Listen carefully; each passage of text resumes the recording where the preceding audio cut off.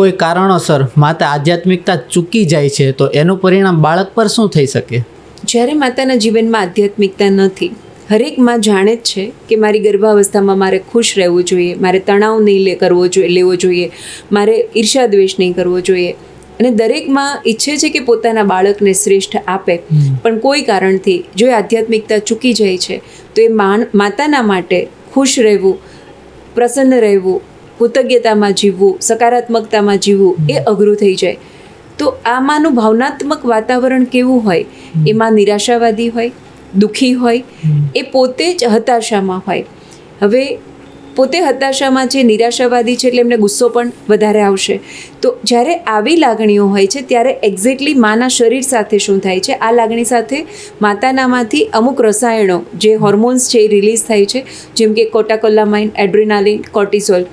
આ બધા એવા રસાયણો છે કે જે માતાના શરીરમાં સ્ત્રવે છે તો માતાને પોતાને પણ નુકસાન કરી રહ્યું છે, એનાથી પણ વધારે નુકસાન બાળકને થઈ રહ્યું છે. જ્યારે આ રસાયણો બાળકના ગર્ભજળમાં જાય છે ત્યારે ગર્ભજળને કડવું કરી દે છે. એટલે બાળક ગર્ભજળ લેવાનું પસંદ કરતું નથી. તો પહેલાં તો બાળકના શારીરિક વિકાસને રૂંધાવ્યો. બીજું કે આ જે હોર્મોન્સ છે એ તમે એવું કહી શકો કે આતંકવાદી છે, એટલે એ આવે એટલે આતંકવાદ ફેલાવે. હવે કેમ કોઈ બાળક જો કોઈ ગુંડાને કે આતંકવાદીને જોઈ જાય તો એને ડર લાગે, એની બધી ઇન્દ્રિયો કુંઠિત થવા માંડે.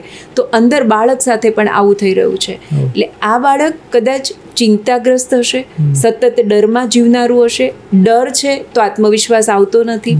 આ બાળક જ્યારે નાના હોય ત્યારે એવું જોઈ શકાય કે કારણ વગર રડ્યા કરે, વધારે બેચેન હોય.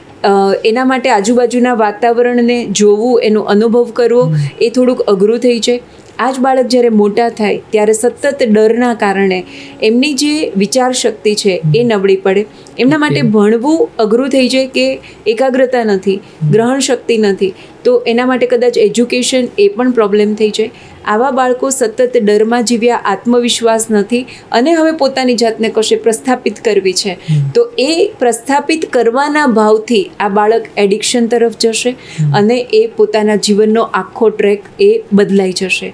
તો આધ્યાત્મિકતા ચૂકવાથી કદાચ બાળકના જીવનમાં ઘણું બધું ખૂટે છે એવું આ આટલા વર્ષના 20 વર્ષના પ્રેક્ટિકલ અનુભવ પરથી મને લાગે છે.